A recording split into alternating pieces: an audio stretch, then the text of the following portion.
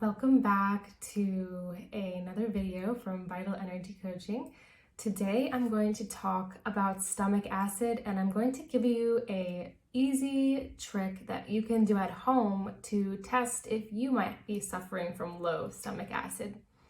I'm just going to dive right into this trick because I know some of you are probably just here to find out what that trick is and how you can do it at home. And after that, I will dive into some more information about low stomach acid in general. So the trick that you can do at home is done with baking soda. All you need is a glass of water and a little bit of baking soda. Take 1 teaspoon of baking soda and mix it into 4 ounces of water. Drink that on an empty stomach and then wait to see how long it takes to burp, because the baking soda interacting with the stomach acid should create a reaction that would cause you to burp from the air. If it takes longer than 3 to 5 minutes, then you are most likely dealing with some low stomach acid. And if this is the case, it's not something to freak out about. And the amount of people who are suffering from low stomach acid is estimated that it could be as much as 20% of the US population. Or in other countries, they have taken surveys and studies that have shown data that reflects up to 80% in the elderly community. Stomach acid does decrease supposedly with age, but there are lots of things that you can do to help increase your stomach acid production, support your body in the process of creating stomach acid, and to help deter things that may be preventing you from building as much stomach acid as you need. A lot of you may be familiar with acid reflux, and this is something that I will definitely go into more at a later date. But acid reflux, you would think, would be caused by too much stomach acid, but the fact of the matter is that it's actually the opposite. Acid reflux is a result of not having enough stomach acid, and therefore your body is not breaking things down properly and it's beginning to push it back up the esophagus. So why is stomach acid so important, and what are some of the things that it does for us on a daily basis? First of all, it is the first part of your digestive system after the saliva, which starts to break down the food. It's the first stop before heading into the intestines. And your stomach is sort of a strong muscle that grinds up your food, but it also uses this extremely acidic stomach acid to perform a chemical reaction that breaks down the food.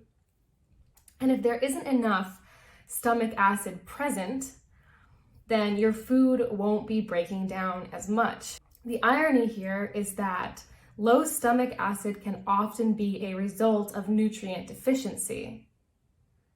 So nutrient deficiency can cause low stomach acid, but what does low stomach acid cause?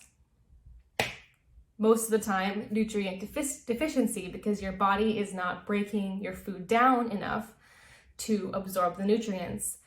So when there's a lot of pressure on the stomach and it's not able to produce enough acid, and then your food moves down into the small intestine, there's a lot more pressure on your pancreas and your gallbladder to produce more digestive enzymes and more bile to break things down. And at first, this may be working out pretty smoothly, but over time, the pancreas can get pretty tired, and this can, over a long period of time, lead to further breakdown in the digestive system with things like pancreatic insufficiency. So, the other thing that the stomach acid does for you that is so important is it sterilizes your food before it passes into the gut.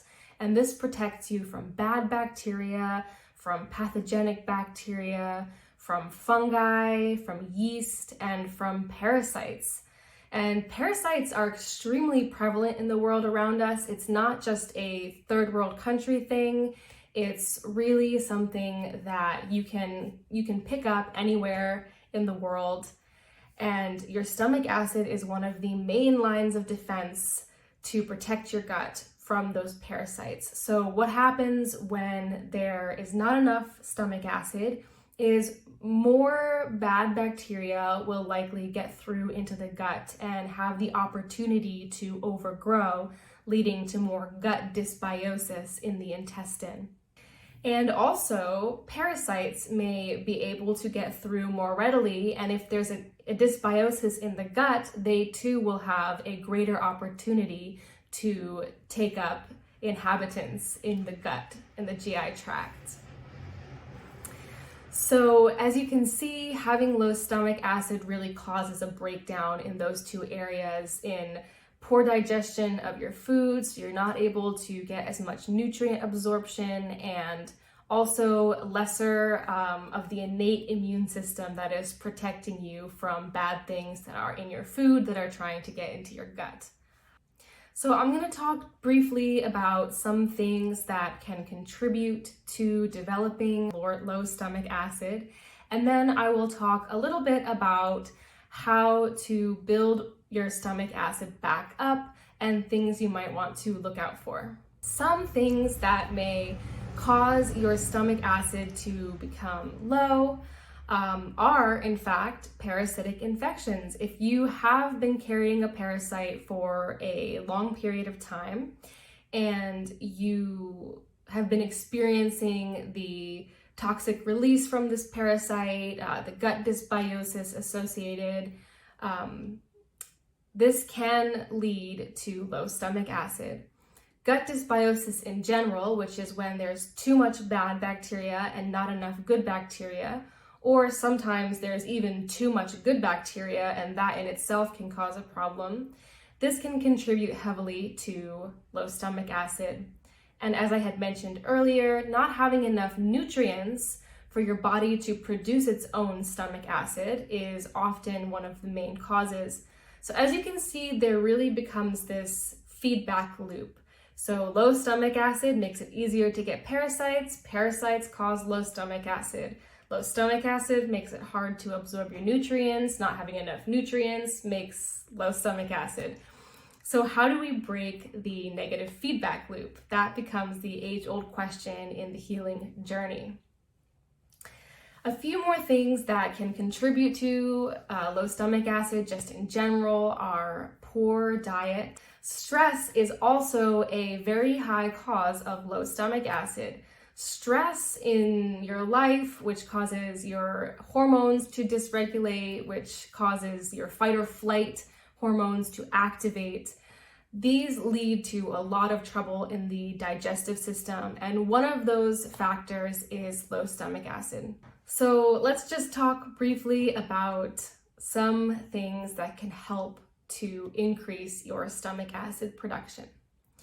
Well, for one thing, you can take an HCl supplement. HCl is stomach acid, and it's an extremely benefit thing to supplement with if you are experiencing low stomach acid, to kickstart the breaking down of the food, to take pressure off the pancreas and the rest of the digestive tract, and make it possible for your body to start absorbing those nutrients that it needs in order to build its own stomach acid. However, there is a caveat. There is one thing that you really have to look out for before you dive into taking an HCl supplement, and this is very important. So don't just take an HCl supplement before testing for H. pylori. H. pylori is a pathogenic bacteria. It is sort of shaped like a spiral, and it is a very common bacteria. It can be seen in up to 90% of people, and it is very often obtained from well water, and you can give it to your partner. It can be passed through saliva. It is a very prevalent bacteria that causes a lot of distress to the digestive system. So make sure to test for H. pylori before taking an HCl supplement, because HCl actually encourages H. pylori to grow. And this will cause more GI distress, more bloating, more gut-related problems, etc. So make sure to run that H. pylori test before you start taking an HCl supplement. And if you do test positive for H. pylori, you can detox that naturally. There is an herbal supplement that I love to recommend for detoxing H. pylori, along with a biofilm disruptor and a binding element such as charcoal, zeolite, or bentonite clay, something of that nature. So, H. pylori aside, taking HCl supplement is a great thing to get started in producing more stomach acid, correcting your diet, incorporating more vegetables, organic produce, and really paying attention to eating a whole foods organic diet. Working on your stress. This is always going to be a key factor in health and healing the gut, because your enteric nervous system, which is the nervous system of the gut, is almost as many nerve endings as your brain. It is often referred to as the second brain. And when you experience stress in your life, stress in your mind, stress that creates stress hormones, you immediately begin communicating to the enteric nervous system in the gut. And that is why we often hear things like, oh, she had a gut feeling, or she felt like she had been punched in the gut, or she felt sick to her stomach over grief. You know, our emotions are really tied to our digestive system. So dealing with chronic stress, whether that stress is from work, whether it's from a relationship, whether it's from family, whether it's financial, whether it's related to not knowing what you should do in your life, dealing with anything that may be causing chronic stress is essential in kickstarting the production of stomach acid and healing the gut as a whole. One natural thing that you can do to help with your low stomach acid is to drink a little bit of apple cider vinegar before each meal. And you really don't want to be diluting your stomach acid. You really don't want to be diluting your digestive enzymes. So you don't want to have a full glass of water. You don't want to be drinking a lot of liquid.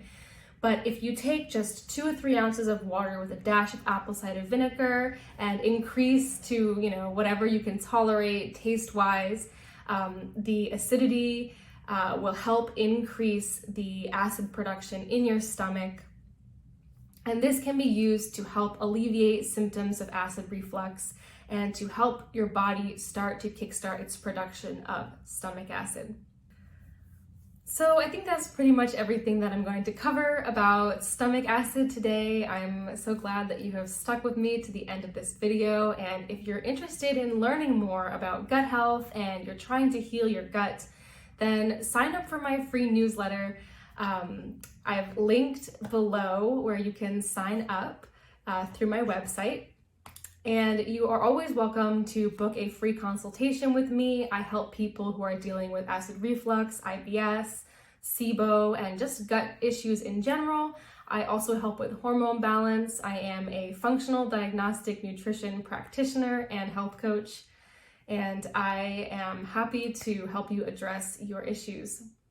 I hope that you have a wonderful day and happy healing.